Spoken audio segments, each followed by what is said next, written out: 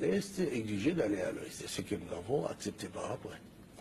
Oui, Marie Franco. Monsieur le Président, les massacres qui avaient eu lieu à Mbandaka étaient plus récents. C'est les raisons pour lesquelles la commission d'enquête voulait se rendre dans cette région-là.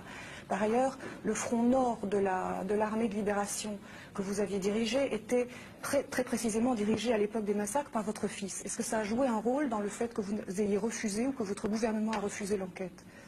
Mon fils a dirigé les fronts nord pour la libération de la ville de Kisangani.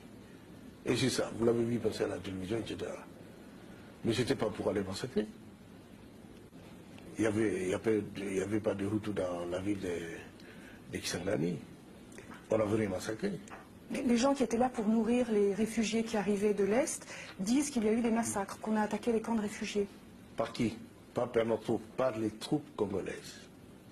Et encore ce temps-là, il n'était pas même évident que les forces rwandaises avaient assassiné.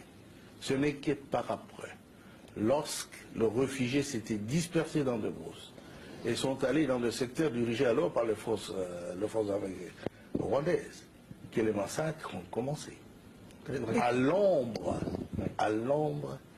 de toute attention des forces congolaises. Et quand l'avez-vous appris? Quand sont venus des chefs coutumiers de la région de l'Équateur plusieurs mois après pour me révéler qu'il y avait justement des massacres là-bas et que moi je disais des choses que je ne connaissais pas. Pourquoi alors, au moment où la commission d'enquête était là, les chefs coutumiers ont dit qu'ils se sont révoltés contre la présence de la commission d'enquête sur place? Alors là, justement, la commission d'enquête n'est pas allée voir les fosses communes. À Mbandaka? À Mbandaka.